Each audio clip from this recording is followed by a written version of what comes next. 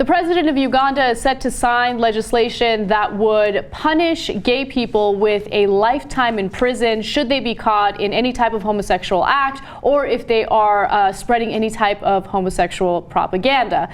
Now, this is legislation that was proposed in Uganda as far back as 2009. However, originally there was a portion in the bill that would allow for the literal murder of gay people by the government if they are convicted of gay crimes. So the EU has chimed in on this as early or as far back as November of last year, and they have said that if laws like this get passed in African countries, they will grant gay people asylum in Europe. So we'll see what happens, but Parliament was in favor of this, the people of Uganda were in favor of this, and the president originally did not want to sign this legislation, so he had a panel of scientists research gay people, and they said, you know what, since we can't pinpoint a gene that determines that people are born gay, it's a lifestyle choice, therefore we should throw them in prison for the rest of their lives.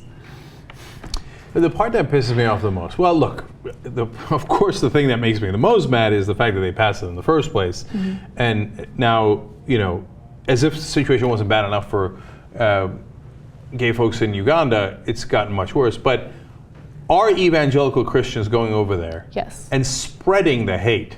Like, they're like, oh man, the hate didn't work well enough here in the US. Maybe we can get it to work in Uganda. That's what really pisses me off. So let me tell you some really fascinating information about Uganda. So Christian missionaries began traveling to Uganda from the United States as far back as 1979.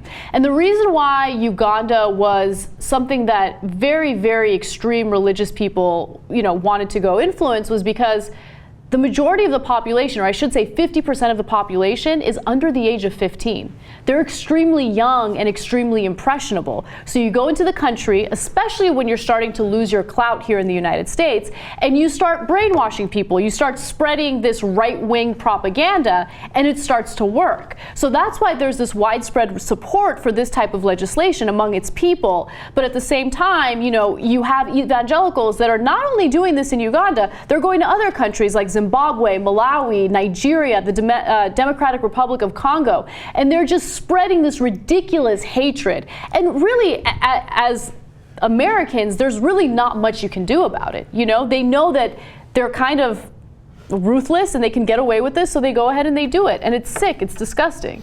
So that would be the Christian thing to do, right? Jesus Christ would have wanted you to go to Africa and argue to kill gay people.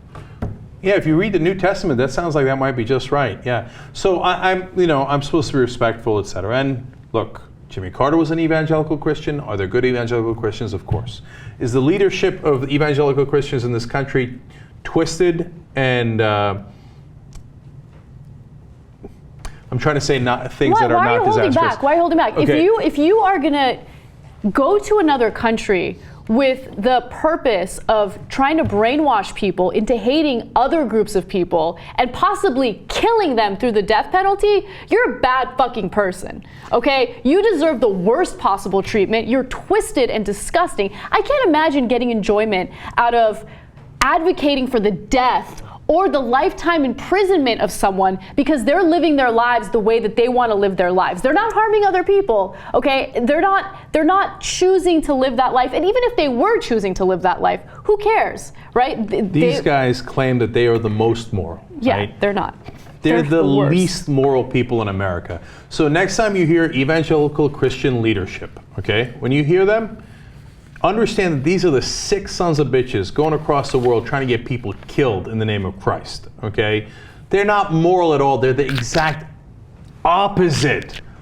When you know, we have look, even I do it. You're right. I hold back sometimes and the reason I do it is because there's a lot of good Christians who don't agree with this, right? And I don't want to paint with too broad a brush and it upsets them as much as it upsets me.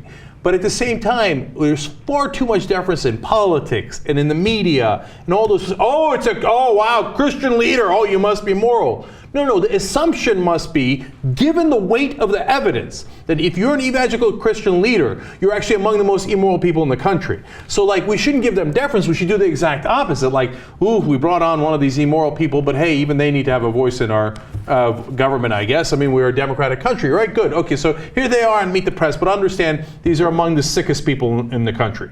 Okay, that's how they should be presented. Of course, the exact opposite happens. Like, oh, priest or whatever the hell you are. Oh my God, and a lot of them aren't even leaders in terms of being a pastor, a priest, or anything like that. They're just political leaders that love to spread hate all across the world. Congratulations.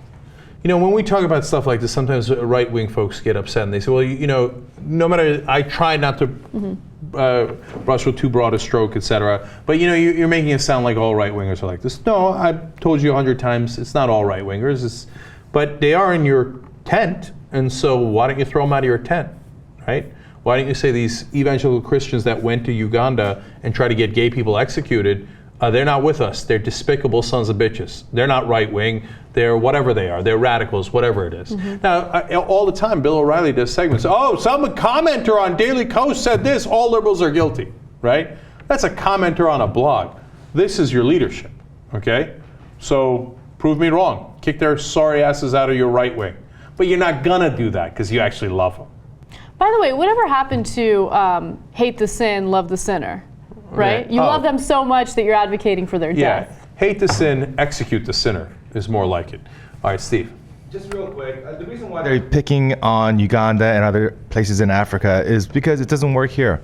So in places where there's, you know, education and enlightenment, all this religious mumbo and jumbo doesn't work. So they go to third world countries, bribe them with some money and some food, and say, believe in our nonsense. And you know, that's how they gain their influence. I mean, this is a dying ideology that's just not going to work long term. I lied. I'm going to say one more thing. In Uganda, sometimes they do corrective rapes on lesbians. Corrective rapes. And prominent gay rights campaigner David Cato in 2011 was bludgeoned to death in his home because a newspaper ran photos, names, and addresses of gays in Uganda with a headline, "Hang them." Our evangelical Christians went over there and helped their cause.